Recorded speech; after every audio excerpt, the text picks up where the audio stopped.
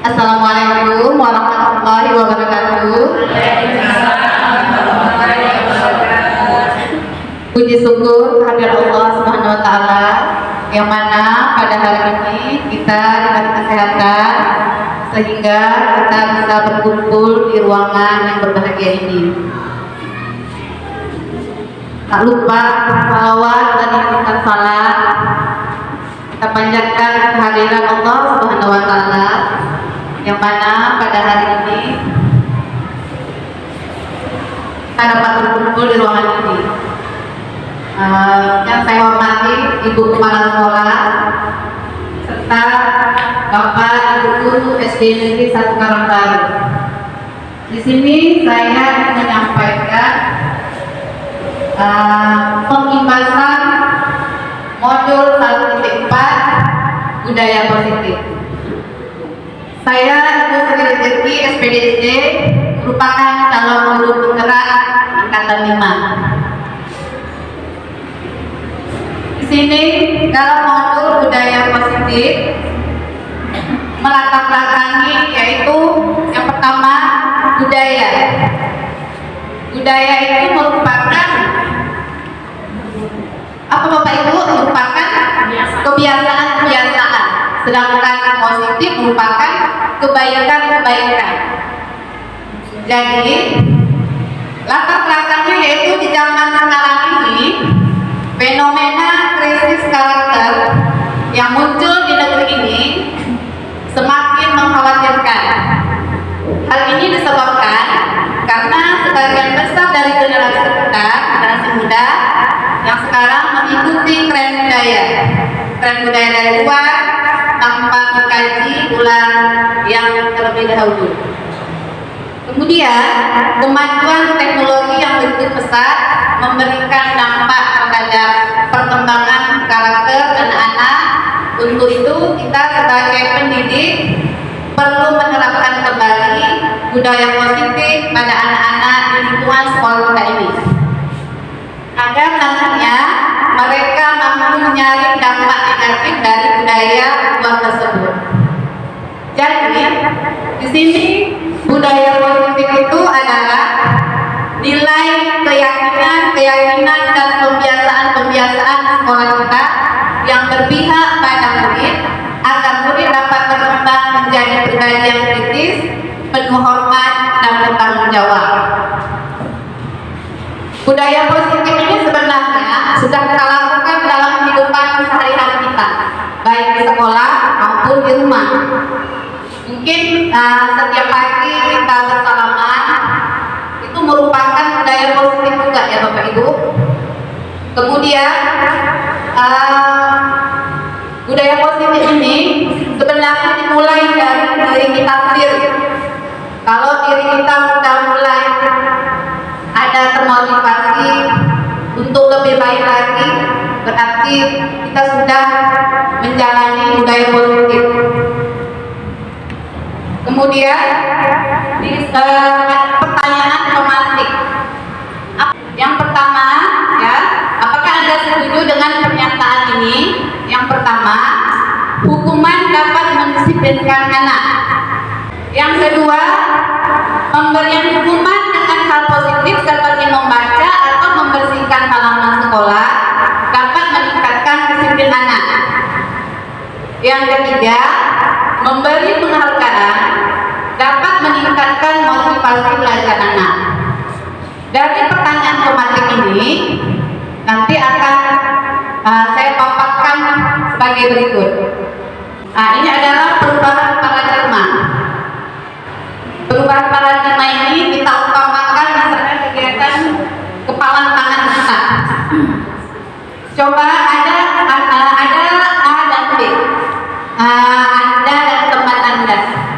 Sobeklah secari kertas kecil, tuliskan benda atau sesuatu yang sangat berharga untuk Anda. Letakkan di salah satu tangan Anda dan genggamlah benda atau sesuatu tersebut dengan segala daya. Buatlah sebuah kepala. Teman Anda, si B, akan mencoba dengan sekuat tenaga dengan berbagai cara untuk meminta Anda memberikan benda tersebut. B.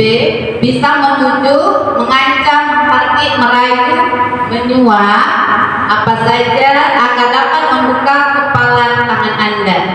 Apa yang terjadi Bapak Ibu? Seandainya kita kepal tangan kita, apakah Bapak Ibu tetap bertahan atau tetap terbuka? Berarti itu merupakan prinsip kita. Jadi kalau misalnya orang membujuk kita, merayu kita, kalau kita sudah memiliki kekuatan, artinya seperti nanti saya paparkan, memiliki kontrol pada diri kita. Jadi tanpa pengaruh apapun kita tetap bertahan dengan prinsip kita. Selanjutnya yaitu perubahan paradigma teori kontrol atau disebut dengan ilusi kontrol. Yang pertama, ilusi kontrol yaitu ilusi guru mengontrol murid. Bagaimana kita cara mengontrol murid kita? Yang kedua, ilusi bahwa kritik dan membuat orang merasa bersalah dapat menguatkan karakter. Yang ketiga, ilusi bahwa semua penguatan positif efektif dan bermanfaat. Yang ketiga, yang selanjutnya, ilusi bahwa orang dewasa memiliki hak untuk memaksa. Kemudian, ini adalah contoh perubahan paradigma stimulus respon teori kontrol. Siapa sesungguhnya yang memiliki kontrol tersebut? Di sini ada stimulus respon dan teori kontrol. Yang pertama, kita mencoba untuk mengubah orang agar berpandangan sama dengan kita. Tetapi berdasarkan teori kontrol, yaitu kita berusaha memahami pandangan orang lain tentang dunia. Kemudian yang kedua, stimulus responnya, perilaku guru dilihat sebagai suatu kesalahan. Kita selama ini perilaku guru anak dilihat sebagai suatu kesalahan. Tetapi berdasarkan teori kontrol, semua perilaku itu memiliki tujuan. Yang ketiga, orang lain bisa mengontrol saya. Tetapi di dalam teori kontrol, hanya Anda yang bisa mengontrol diri kita sendiri, bukan orang lain. Selanjutnya, saya bisa mengontrol orang lain, ya, tapi Anda tidak bisa mengontrol orang lain. Selanjutnya, pemaksaan ada pada saat bukan gagal. Sedangkan di teori kontrol, kolaborasi dan konsentrasi menciptakan pilihan baru. Yang terakhir, model berpikir menang atau kalah. Berdasarkan teori kontrol, model berpikir menang dan menang. Selanjutnya, di sini ada disiplin positif. Disiplin positif ini berdasarkan teori kontrol atau teori pilihan berdasarkan Dr. William Glasser, akan berdasarkan alur ini terdiri dari Anda tidak bisa mengontrol orang lain, hanya Anda yang bisa mengontrol diri Anda. Kemudian ada makna disiplin, kemudian ada teori, ada semua perilaku memiliki tujuan, yaitu motivasi, kemudian ada untuk menghindari hukuman, untuk mendapatkan impian. Yang ketiga, untuk menghargai diri sendiri. Untuk menghargai diri sendiri ini memiliki nilai-nilai kebajikan universal. Setelah ada nilai-nilai kebajikan, muncullah nanti keyakinan kelas. Selanjutnya, teori kontrol atau teori pilihan Dr. William Glasser ini model berpikir menang-menang. Kemudian kolaborasi dan konsensus menciptakan pilihan-pilihan baru yang terdiri ada 5 posisi kontrol. Yang pertama penghukum, yang kedua pembuat rasa bersalah, yang ketiga teman, dan keempat pemantau, 5 manajer. Selanjutnya segitiga restitusi. Yang pertama menstabilkan identitas, yang kedua validasi kebutuhan, yang ketiga menanyakan keyakinan. Kemudian ternyata kebutuhan kita berbeda-beda, kita berusaha memahami pandangan orang lain tentang dunia. Setiap orang memiliki gambaran berbeda. Ada 5 kebutuhan dasar manusia. Yang pertama kita bertahan hidup, yang kedua penguasaan, yang ketiga kasih sayang dan rasa diterima, keempat kesenangan, kelima kebebasan. Dari sinilah akan saya paparkan apa itu makna disiplin. Kita selama ini tahu makna disiplin itu hanya tahu harus disiplin, peraturan ini peraturan. Nah, ternyata disiplin itu berasal dari kata Latin yang artinya belajar. Makna asal dari kata ini berkonotasi dengan disiplin diri dari murid-murid Sokrates dan Plato. Muridnya sudah disiplin, kalau gurunya nggak disiplin, bagaimana peserta didik kita mau memberi contoh suri teladan ya. Kemudian disiplin diri membuat orang menggali potensinya menuju sebuah tujuan apa yang dia hargai. Namun dalam budaya kita makna kata disiplin telah berubah menjadi sesuatu yang dilakukan seseorang pada orang lain untuk mendapat kepatuhan. Itulah kita selama ini tahunya itu disiplin. Kemudian kecenderungan umum adalah menghubungkan kata disiplin dengan ketidaknyamanan, bukan dengan apa yang kita hargai atau pencapaian suatu tujuan mulia. Kemudian lahirlah nilai-nilai kebajikan universal. Nilai-nilai kebajikan adalah sifat-sifat positif manusia yang merupakan tujuan mulia yang ingin dicapai setiap individu. Nilai-nilai tersebut bersifat universal dan lintas bahasa, suku, bangsa, agama maupun latar belakang. Yang pertama, setiap perilaku, perbuatan memiliki suatu tujuan, yaitu berdasarkan Dr. William Glasser pada teori kontrolnya 1984. Yang kedua, dengan mengaitkan nilai-nilai kebajikan diyakini seseorang, maka motivasi intrinsiknya akan terbangun, sehingga menggerakkan motivasi dari dalam untuk dapat mencapai tujuan mulia yang diinginkan. Kemudian di sini nilai-nilai kebajikan yang dicapai oleh setiap anak Indonesia yang kita kenal dengan profil pelajar Pancasila. Jadi Bapak Ibu, kita di kelas itu memang harus kita terapkan mengenai profil pelajar Pancasila. Yang pertama itu yaitu beriman dan bertakwa kepada Tuhan Yang Maha Esa dan berakhlak mulia. Di situ kita beriman, berarti kita sudah selama ini sudah kita lakukan. Contohnya kebiasaan membaca doa, kemudian kita sekolah kita ada sholat Tuhan, ada tadarus dan lain-lainnya. Mandiri. Peserta didik kita di sini berdasarkan profil pelajar Pancasila itu harus mandiri, tidak tergantung oleh guru lagi, tapi mereka mencari sendiri. Yang ketiga, bernalar kritis. Anak sekarang lebih pintar dari gurunya, di mana mereka tingkat menggunakan HP saja sudah luar biasa, malah kalah guru-gurunya ya Bapak Ibu ya. Kemudian berkebinekaan keluarga, bergotong royong. Bergotong royong ini kita sering kita lakukan, mungkin kalau piket bersama rame-rame, bekerja sama, bergotong royong. Kemudian kreatif. Anak-anak di sini dituntut harus kreatif, artinya mereka harus berbuat, mencari. Kita hanya sebagai guru, hanya sebagai pengamuk, menuntun saja. Selanjutnya, eksplorasi konsep pembelajaran kedua teori motivasi, hukuman dan penghargaan restitusi. Teori motivasi atau perilaku manusia ini, motivasi ini ada motivasi secara eksternal dan motivasi internal.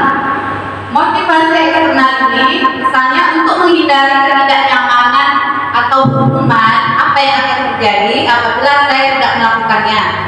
Kemudian yang kedua, untuk mendapatkan imbalan dari orang lain atau institusi apa yang akan saya dapatkan apabila saya melakukannya.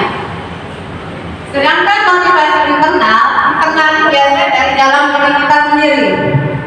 Untuk menghargai diri sendiri, saya akan menjadi orang seperti apa bila saya melakukannya. Berdasarkan Bapak Ki Hajar Dewantara, merdeka itu menurut Ki Hajar Dewantara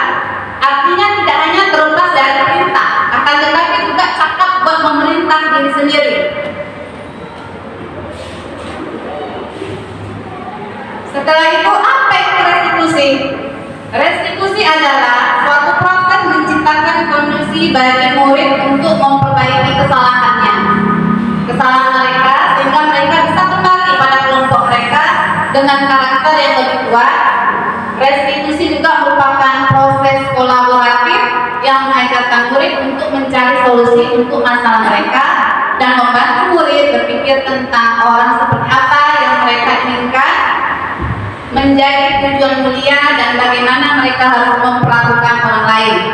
Kemarin saya sudah membuat video tentang segitiga restitusi, yang artinya di sini kita punya masalah, tetapi mereka yang juga menyelesaikan sendiri. Artinya kita tidak boleh marah-marah lagi dalam merdeka belajar. Apa mau mereka? Seperti kemarin saya buat, dia masuk tidak tepat waktu misalnya, ataupun dia membuang sampah sembarangan. Kemudian kita panggil, kita tanya, kenapa kamu membuang sampah? Biasa kita marah, apa kamu membuang sampah? Tapi tidak boleh seperti itu lagi. Tetapi kita dengan intonasi yang lembut, kita tanya sama anak-anak, apa permasalahan mereka. Kemudian kita bilang juga, kita memberi motivasi sama mereka bahwasanya aku juga pernah berbuat salah. Jadi nanti untuk kedepannya anak-anaknya tidak merasa dia berbuat kesalahan, tetapi dia belajar dari masalah tersebut. Selanjutnya ada 9 ciri-ciri restitusi, bukan untuk menebus kesalahan, namun untuk belajar dari kesalahan. Mereka berbuat salah, tapi tidak memvonis kita, oh itu anak salah, tidak, tetapi mereka belajar dari kesalahan. Yang kedua, memperbaiki hubungan. Yang ketiga, tawaran atau bukan paksaan. Yang keempat, restitusi menuntut untuk melihat ke dalam diri. Yang kelima, restitusi mencari kebutuhan dasar yang mendasari tindakan. Yang keenam, restitusi diri adalah cara yang paling baik. Yang ketujuh, restitusi fokus pada karakter bukan tindakan. Jadi karakter anak yang kita lihat, bukan tindakan kita atau hukuman kita yang kita berikan kepada anak. Kemudian yang ke-8, restitusi fokus pada solusi. Restitusi ini dia apa solusi kita sebagai guru? Bukan kita marah-marahin dia, tidak, tetapi apa solusi kita sampaikan kepada si anak, bagaimana cara mengatasi masalah dia. Yang ke-9, restitusi mengembalikan murid yang berbuat salah pada kelompoknya. Selanjutnya, eksplorasi konsep pembelajaran 3 keyakinan kelas. Kita kemarin waktu tahun ajaran baru, Bapak Ibu kemarin Ibu Kepala Sekolah juga sudah menyampaikan bahwasannya di dalam kelas itu harus ada kesepakatan kelas. Kesepakatan kelas itu yaitu keyakinan kelas yang sama-sama kita buat bersama anak-anak. Bukan gurunya yang membuat, tetapi siswanya peserta didik kita yang membuat. Kemudian, mengapa tidak peraturan saja? Mengapa harus keyakinan kelas? Mengapa kita memiliki peraturan harus menggunakan helm bila mengendarai kendaraan roda 2? Kenapa Bapak Ibu kita harus menggunakan helm? Keselamatan. Belum tentu Bapak Ibu untuk keselamatan. Nanti setelah ini, mengapa kita memiliki peraturan 3M?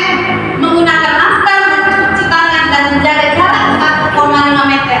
Mengapa kita memiliki peraturan harus datang tepat waktu pada saat mengikuti pelatihan? Untuk mendukung motivasi intrinsik, kembali ke nilai-nilai keyakinan yang lebih menggerakkan seseorang dibandingkan mengikuti serangkaian peraturan-peraturan. Di sini ada gaya positif. Di sini ada diagram. Kita selama ini tidak tahu ternyata peraturan kelas itu cuma sedikit, lingkarannya sedikit. Setelah peraturan kelas, baru keyakinan kelas. Setelah keyakinan kelas, lalu di lingkungan positif dan muncullah budaya positif. Yang mana merupakan keyakinan kelas? Mengapa kesepakatan kesepakatan kelas, kami guru dan murid yang saling menyayangi. Sini dibuat kesepakatan kelasnya. Kalau saya mungkin kesepakatan kelasnya kemarin saya buat ketika anak datang terlambat, saya tidak memberi hukuman, tapi mereka yang membuat aturan. Karena keyakinan kelas ini kita kembali lagi kepada peserta didik kita. Mereka bilang kalau siapa yang terlambat, mereka tiket pulang sekolah. Sebenarnya itu bukan hukuman. Itu artinya yang terakhir lah kita ambil tindakan. Itu pun kembali lagi kepada keyakinan kelas. Datangnya itu bukan dari kita bentuk hukuman itu, tapi kembali ke peserta didik kita. Kemudian yang kedua, kami murid yang semangat belajar. Ini kesepakatan kelasnya. Yang ketiga, kami murid yang peduli dengan teman-teman. Kemudian ada lagi di situ kesepakatan kelasnya, datang tepat waktu, mengucapkan salam, menjaga kebersihan sekolah, kemudian berdoa sebelum dan sesudah kegiatan, aktif dalam pembelajaran. Kalau saya juga ada buat, jika mau bertanya harus mengacungkan tangan, boleh. Kemudian kalau misalnya di dalam kelas ketika guru sedang mengajar tidak boleh berbicara. Karena kita sudah buat kesepakatan kelas atau keyakinan kelas, jika peserta didik kita berbuat suatu kesalahan, akhirnya kembali lagi ke keyakinan kelas. Tapi kan kita sudah buat keyakinan kelas, berarti kamu yang melanggar, berarti itulah sanksi yang kita berikan. Selanjutnya, kegiatan pendalaman keyakinan kelas menggunakan tabel T dan Y. Di sini ada hormat, ada T-nya itu hormat, kemudian ada terdengar, kemudian ada berperilaku terlihat. Kemudian bekerja, terdengar, terlihat, dan berperilaku. Hormat. Kami meyakini bahwa sangat penting untuk menghormati semua orang dari dan barang milik orang lain. Kita menjaganya. Bekerja. Kami meyakini bahwa sangat penting untuk mengerjakan segala pekerjaan atau mengikuti kegiatan yang telah ditugaskan. Diterima dan dimiliki. Kami meyakini bahwa sangat penting untuk merasa diterima pada suatu kelompok dan saling peduli satu dengan yang lain. Inilah kegiatan pendalaman keyakinan kelas berdasarkan tabel T dan Y. Selanjutnya, kegiatan pendalaman keyakinan kelas berdasarkan tabel T dan Y. Di sini ada hormat. Hormat terdengar, berperilaku terlihat. Hormat tampak seperti misalnya datang tepat waktu, tidak tampak seperti sering hadir terlambat. Yang kedua, menyapa teman dan guru setiap hari.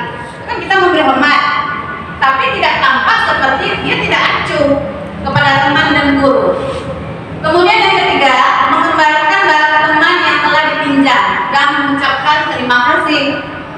Sedangkan tidak tampak seperti tidak mengembalikan barang yang telah dipinjam dan meletakkan sembarangan. Selanjutnya bekerja, tampak seperti kita bekerja dan menyimak guru. Siswa kita tekun bekerja dan menyimak guru, tetapi tidak tampaknya dia tidak mendengarkan guru dan acuh tidak acuh. Yang kedua, menyerahkan tugas tepat waktu. Tidak tampak seperti tugasnya tidak diberikan. Selanjutnya, beda peraturan di sini dengan keyakinan.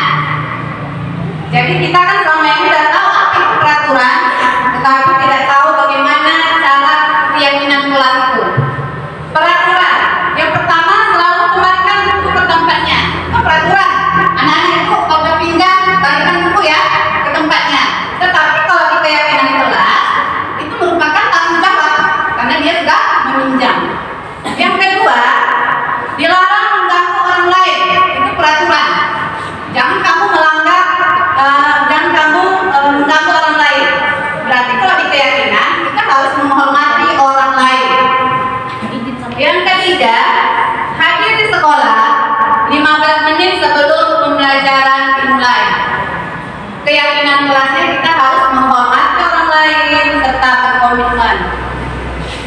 Yang keempat, dilarang melakukan kekerasan. Kalau peraturan, sementara keyakinan kelas itu merupakan keselamatan, menghormati orang lain. Yang selanjutnya, dilarang menggunakan narkoba. Kalau di keyakinan kelas itu merupakan kesehatan.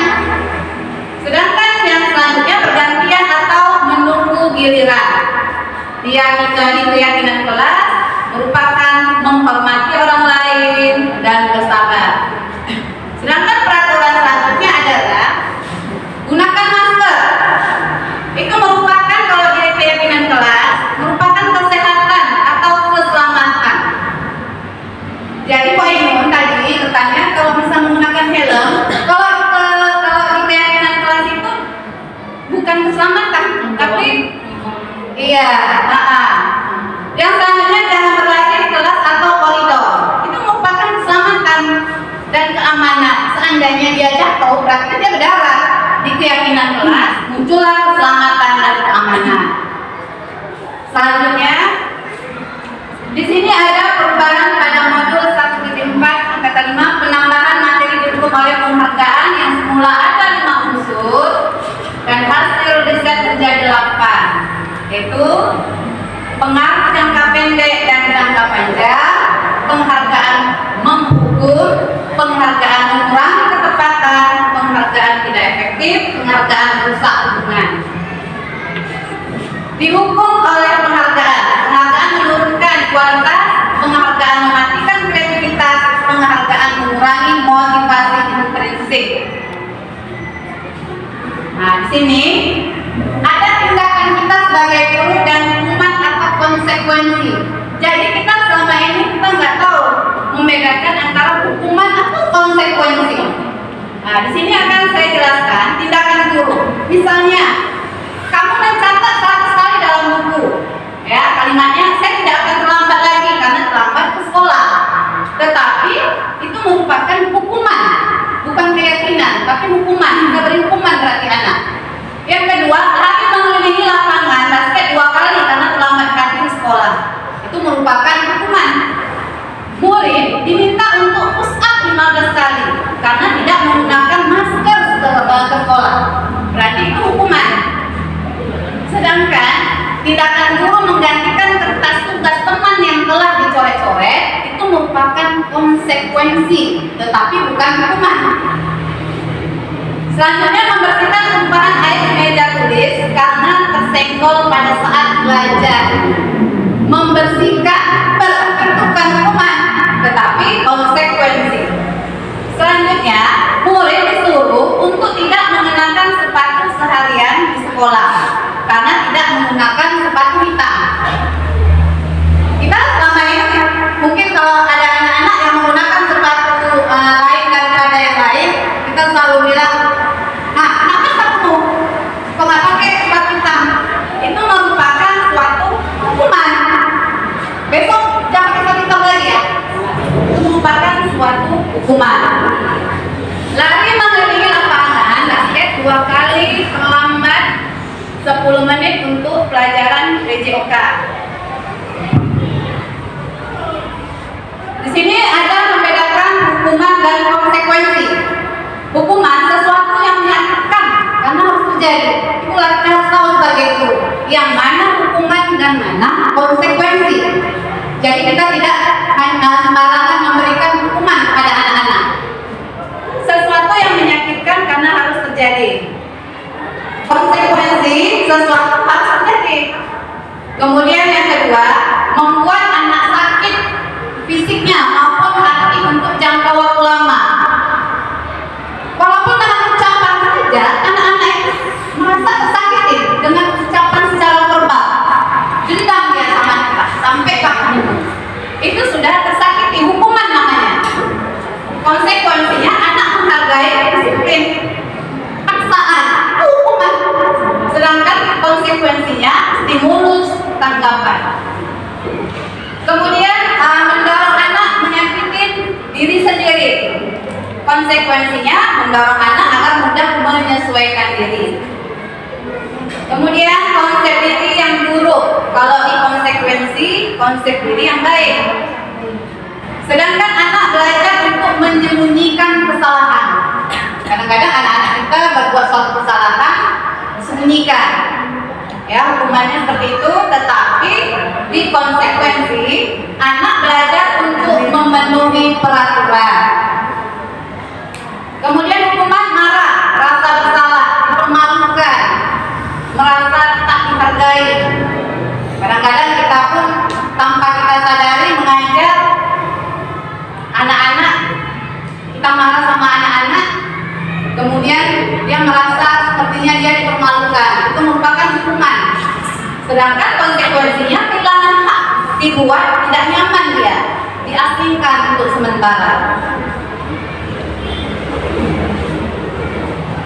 Di sini identitas gagal dan identitas sukses, hukuman, konsekuensi, dan restitusi.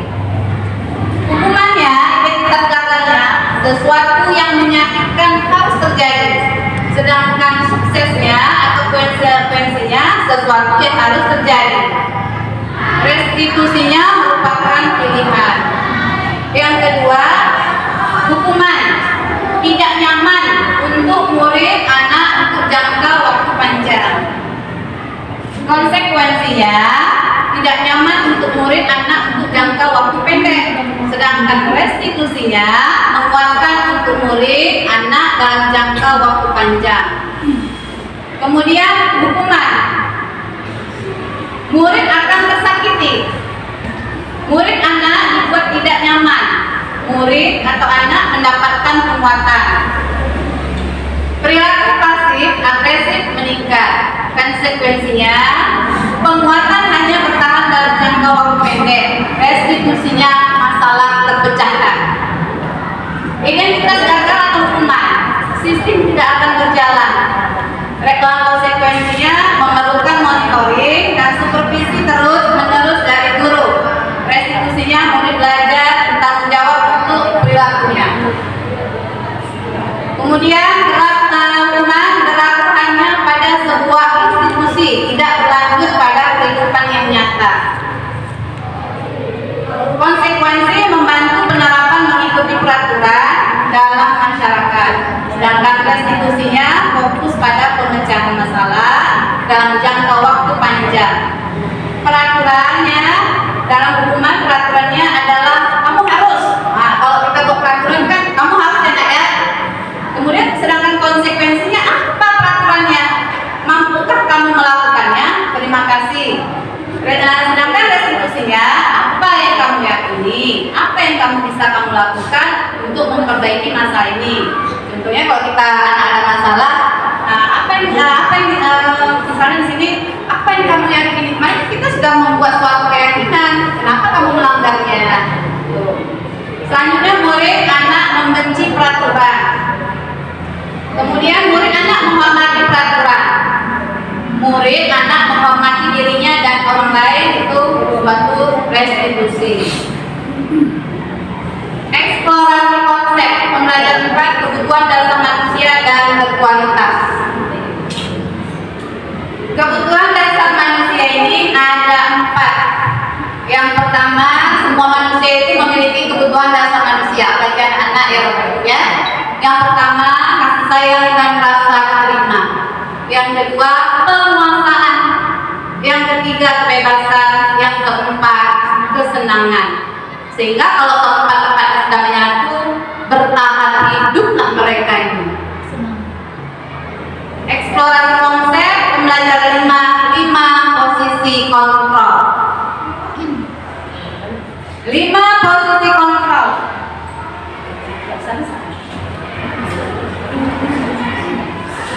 Ada motivasi, ada identitas gagal, menghindari hukuman, ada identitas berhasil sukses, kontrol dari luar, kemudian identitas berhasil sukses, kontrol diri. 5 posisi kontrol. Yang pertama, penghukum. Yang kedua, membuat orang merasa bersalah. Yang ketiga, teman. Yang keempat, pemantau. Yang kelima, manajer.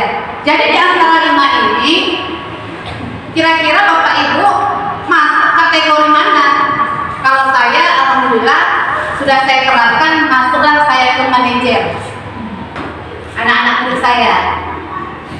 Di sini ada motivasi guru berbuat, menghardik, itu penghukum, menghardik, kemudian menunjuk-nunjuk, menyakiti, menyindir, itu penghukum. Kita sebagai guru, sebagai penghukum itu namanya. Kemudian membuat orang merasa bersalah, ya, berceramah dan menegakkan. Seharusnya begini, seharusnya jangan gitu ya nak. Itu kecewa kamu. Itu termasuk membuat orang merasa bersalah. Yang ketiga, teman, membuatkan alasan-alasan untuk muridnya. Sedangkan kita sebagai pemantau menghitung dan mengukur. Manajer yang kelima, kita mengajukan pertanyaan. Yang kedua, motivasi yang kedua, guru berkata, kalau kamu tidak melakukannya, awas ya, rasakan. Kita selama ini seperti itu pada anak-anak, kan?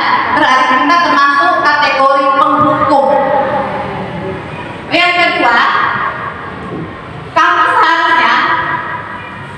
seharusnya atau kamu sudah tahu, Bu, ya, ibu lelah sekali mengatakannya, ibu stres. Kamu seharusnya itu lelah, capek sekali. Itu termasuk kita membuat orang merasa bersalah. Murid merasa bersalah sama kita. Karena kita bilang capek kali lah nengok tingkah kamu, itu kecewa kali. Berarti itu termasuk membuat orang merasa bersalah. Itulah dia kan. Kemudian sebagai teman, ayolah katakanlah, ini ibu, masa kamu tidak mau? Ingat, tidak. Ibu pernah bantu. Kita sering bilang sama anak, ayolah bantu ibu. Kamu kan hari ini misalnya pikir, bantulah ibu, capek atau ayo anak bantu ibu ya nyusun buku. Itu termasuk kita sudah sebagai teman. Selanjutnya pemantau, menyesuaikan diri bila diawasi. Anak-anak kita awasi, berarti itu termasuk kita pemantau. Manajer, menguatkan pribadi. Motivasi selanjutnya yaitu, Bu, malah bertanya, Bu, ya, manajer di sekolah bagaimana? Kalau manajer di kebun kan kita tahu menyuruh anak buah kita ini harus dipotong buah. Kalau manajer di sekolah bagaimana?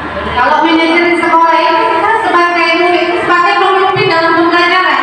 Contohnya, kalau saya itulah Bu, saya suka anak-anak memimpin berdoa, memimpin doa ke depan. Itu belajar setiap hari. Dia berarti sudah menjadi pemimpin dalam pembelajaran. Itulah manajer. Kemudian selanjutnya terima kasih Bu Mala sudah memberi pertanyaan. Kemudian hasil menghukum, membentak, menyalahkan orang lain dan berbohong. Kita membentak anak-anak aja, jangan di situ. Kita sudah menghukum, bahasa seperti itu sudah menghukum. Kemudian membuat orang merasa bersalah, menyembunyikan atau menyangkal berbohong. Teman, ketergantungan sebagai pemantau, menyesuaikan diri bila diawali. Sedangkan manajer menguatkan pribadi tadi. Kaitan yang keempat, motivasi selanjutnya kaitan dengan di dunia berkualitas. Kalau penghukum biasanya murid meletakkan guru di luar dunia berkualitas. Murid sedangkan pembuat orang merasa bersalah, murid meletakkan guru di dalam dunia berkualitas. Sedangkan sebagai teman, murid meletakkan guru sebagai orang yang sangat penting di dunia berkualitas. Kemudian sebagai pemantau, murid meletakkan guru, peraturan dan hukum di dunia berkualitas. Sedangkan di bagian manajer, murid itu meletakkan dirinya sebagai individu yang positif dalam dunianya yang berkualitas. Motivasi selanjutnya, murid berkata, biarkan saja, nanti juga marah-marah lagi.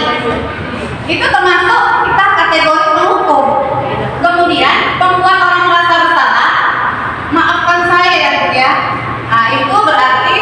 membuat orang merasa bersalah. Teman, saya pikir Bapak itu teman saya, ternyata begitu. Kadang-kadang kita kan sama anak-anak ketika jam istirahat, kita selalu mengadakan pendekatan, cerita-cerita, kita anggap anak sebagai teman. Pemantau berapa banyak bintang yang saya harus peroleh, berapa halaman yang harus saya tulis. Sebagai manajer, bagaimana caranya saya bisa memperbaiki keadaan? Yang terakhir, dari motivasinya yaitu dampak pada murid. Kalau penghukum, dia biasanya mengulangi kesalahan. Asik berbuat kesalahan itu namanya penghukum. Sedangkan pembuat orang merasa bersalah, merasa rendah diri. Kemudian, sebagai teman, lemah, tidak mandiri, tergantung.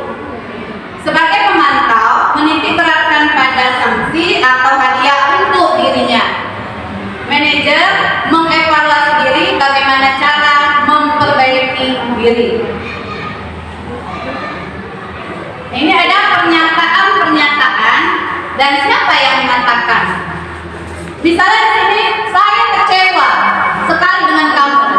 Nah, siapa yang mengatakan? Pembuat orang merasa bersalah. Termasuk kategori pembuat orang merasa bersalah. Yang kemudian pernyataan yang kedua, kamu tidak benar-benar melakukannya. Itu termasuk kategori penghukum. Yang ketiga, ayolah, lakukanlah demi ibu bapak.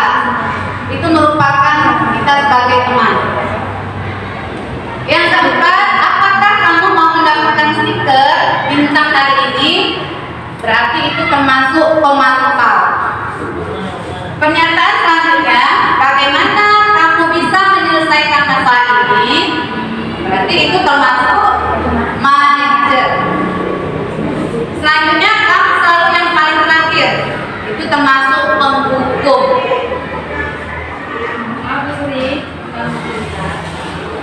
Jika di dalam kelas ada anak tidak mengerjakan PR, lantas kita sebagai guru menyuruh anak mengerjakan PR-nya itu di papan tulis sambil dilihat sama kawan-kawan semua. Apakah itu termasuk hukuman, Bu? Iya, itu termasuk suatu hukuman. Itu termasuk suatu hukuman. Makanya kita di sini harus bisa membedakan antara penghukum, teman, kemudian tadi manajerial dan pemantau. Kuncinya kita harus bisa membedakan 5 posisi kontrol tersebut. Di sini, terima kasih Pak Inul. Kemudian di sini ada bergerak antara peraturan pemantau, konsekuensi atau hadiah, nilai manajer dan perbaikinya. Kalau kamu yakin tidak, kita saya angkat. Ini masuk eksplorasi konsep pembelajaran segitiga restitusi. Segitiga restitusi ini dia ada beberapa sisi, ya. Di sini ada 3 sisi, yaitu validasi kebutuhan, menstabilkan identitas, menanyakan keyakinan. Ya, kemarin saya buat kasus itu, kasus yang penerapan menggunakan segitiga restitusi, ya ini dia.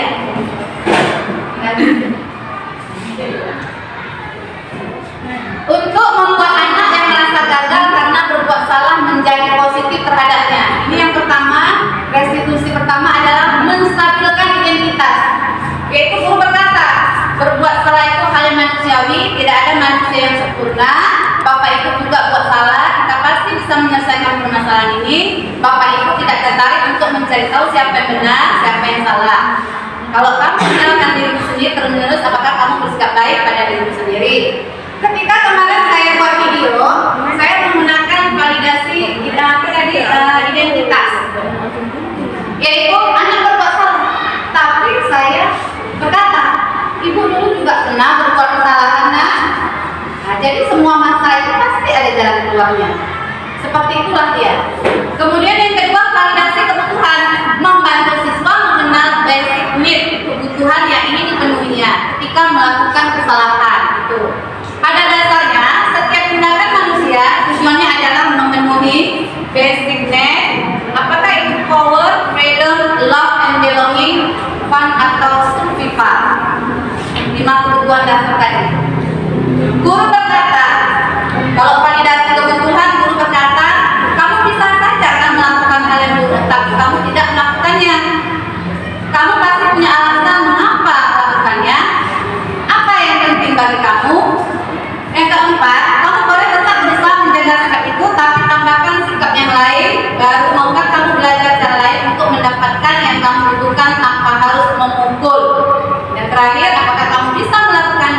lebih baik besok lagi. Selanjutnya menanyakan keyakinan. Anak melihat kesalahannya ditentukan dengan norma sosial dan nilai-nilai yang mendasari manusia berinteraksi orang lain. Guru berkata, apa nilai-nilai yang kita percaya di kelas sekolah kita? Anak kalau sudah berbuat salah, akhirnya kita kembali lagi ke menanyakan keyakinan di kelas kita. Misalnya dia datang terlambat, anak ibu, kenapa datangnya terlambat? Oh bu, mungkin saya kesiangan hari ini bu. Kok lesu kali? Itulah jawaban anak-anak. Itu termasuk sebenarnya kalau dalam 5 kebutuhan dasar itu kita belum tentu tahu apa itu, kenapa terlambat. Mungkin dia entah yang mamanya iya, kemudian ngantuk dari kelas. Kita nggak tahu kalau ngantuk apa. Mungkin dia nggak belum makan.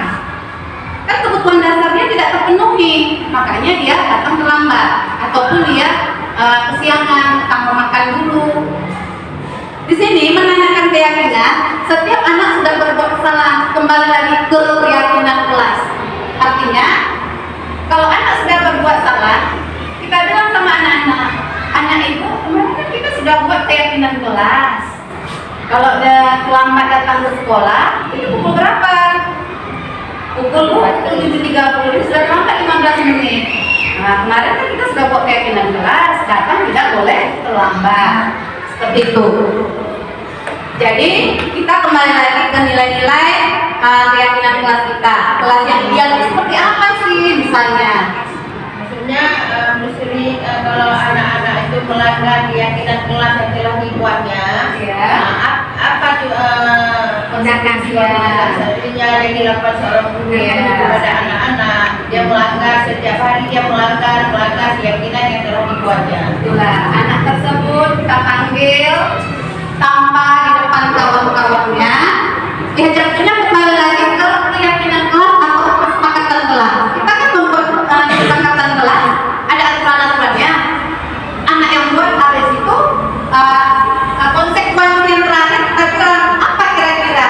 Kalau misalnya bu, dia kayak hari selamat. Oh bu, dia udah masuk, orang masih di luar. Dia nggak tiket. Kalau saya konsekuensinya saya bilang siapa yang melanggar kesepakatan kelas itu kembali anak-anak, bukan kita gurunya yang membuat konsekuensinya. Dia bilang bu, kita buat aja suruh piket. Piket nggak selama seminggu, nggak selama sebulan, tetapi dalam hari itu juga. Seperti itu bu. Itu tidak termasuk hukuman dia. Iya. Kemudian kan jatuhnya anak yang buat, bukan kita guru yang buat keyakinan kelas itu. Jadi kembali lagi ke keyakinan kelas atau kesepakatan kelas. Terima kasih Bu. Kemudian apa yang kamu rasakan ketika kamu melakukan itu? Kamu menjadi orang seperti apa?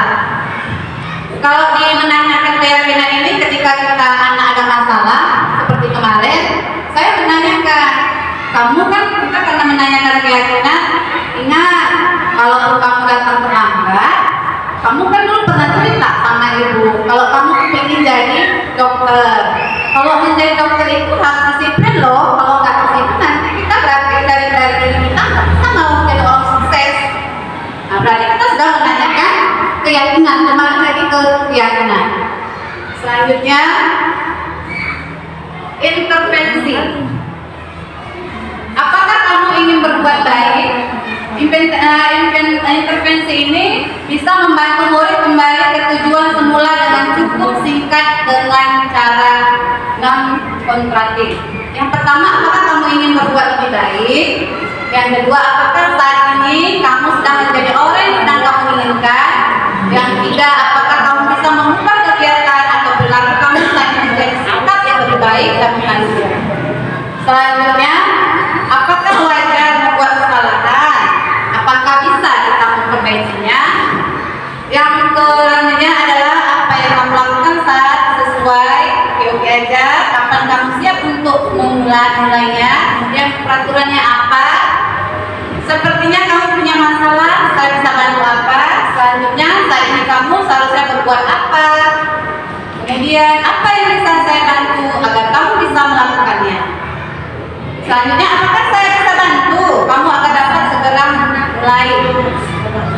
Dan apakah tugas kamu saat ini? Bagaimana kamu ingin melakukan pada kegiatan ini?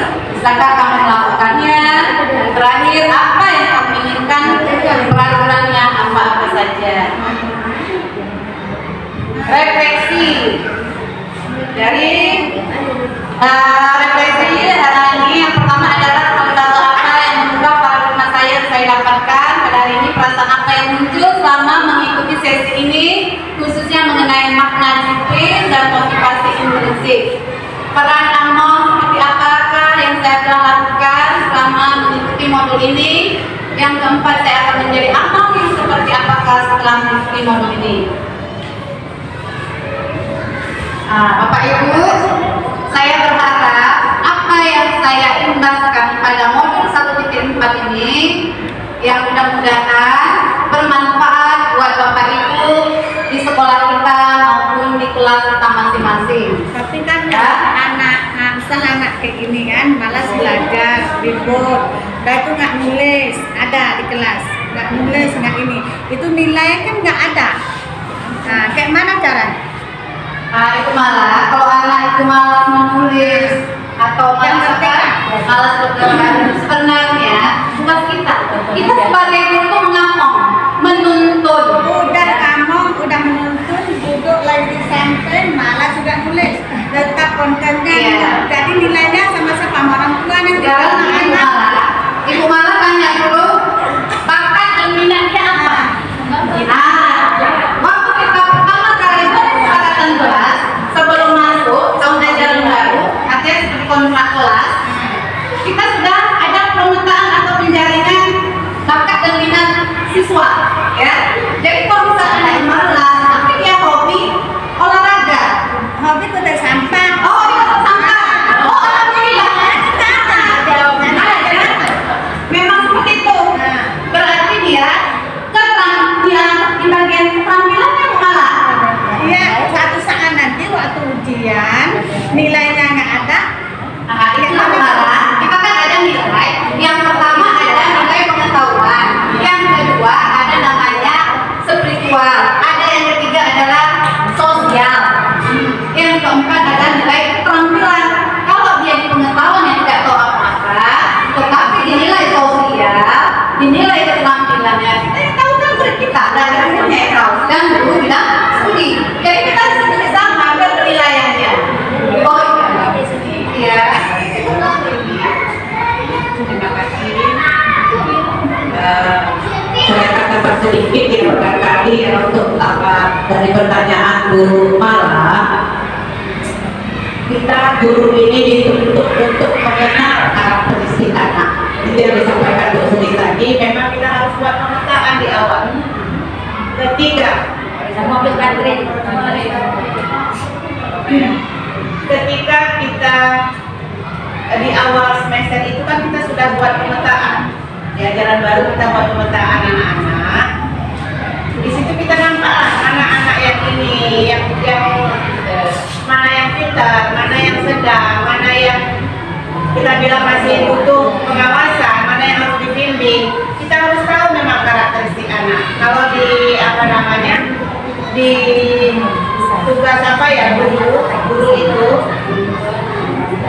dia harus mengenal karakteristik anak. Oh jadi yang ini tadi kayak malah anaknya hobinya di bidang ini, gitu ya kan? Hobinya dia kutip sampah.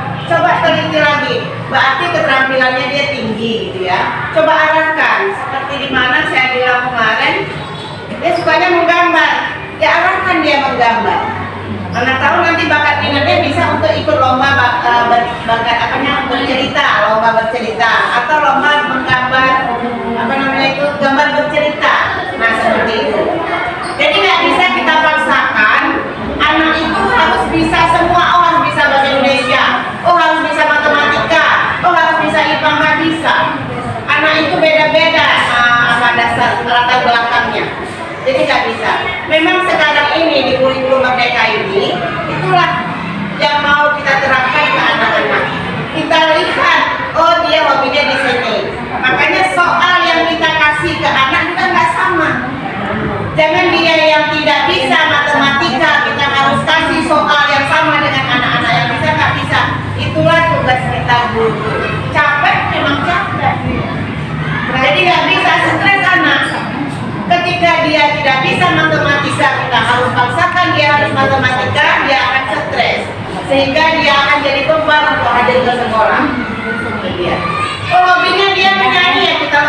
dia menyanyi. Saya lihat di TikTok.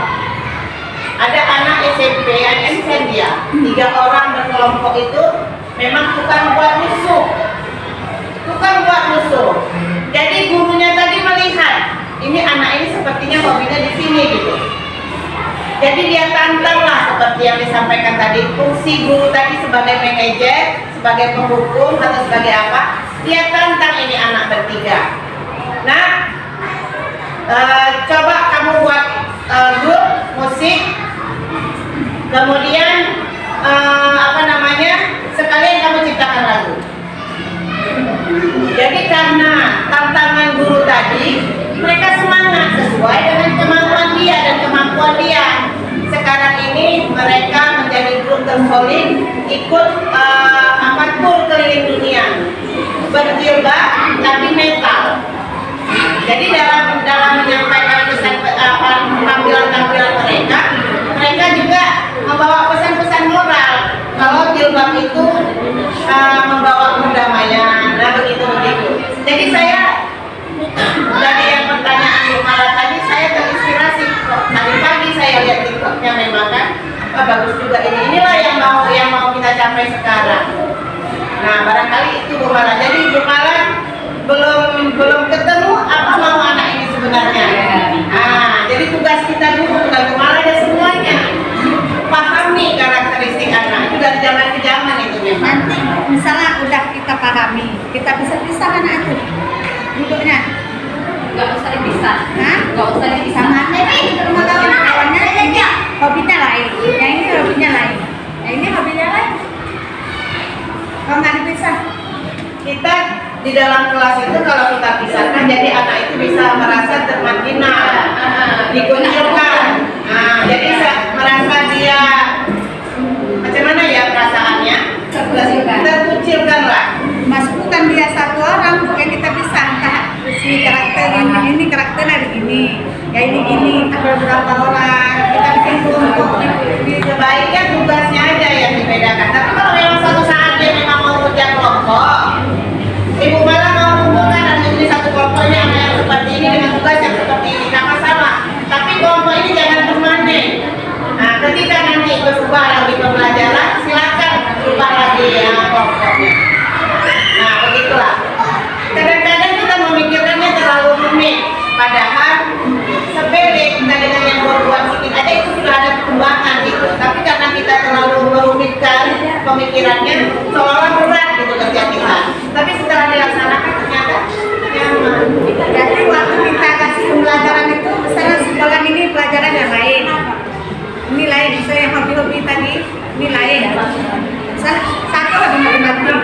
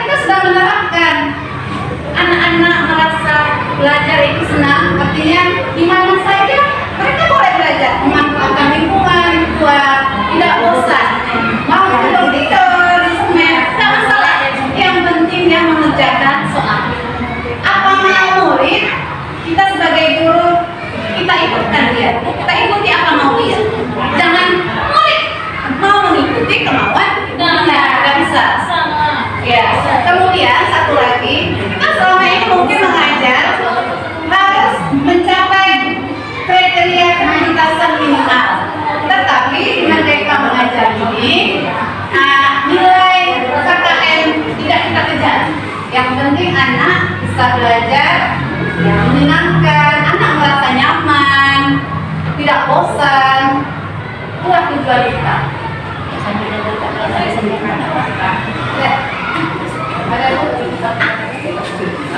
Sedikit lagi ya. Sedikit tutup aja dulu. Halo, Bapak Ibu, terima kasih atas waktu yang diberikan kepada saya. Semoga apa yang saya sampaikan hari ini bermanfaat buat kita yang akan datang. Semoga kita Bapak dan Ibu guru dapat melakukan suatu perubahan buat sekolah kita dan kelas kita, terutama untuk peserta kita. Semoga apa yang disampaikan sekali lagi bermanfaat bagi Bapak Ibu. Saya akhiri, wabillahi taufiq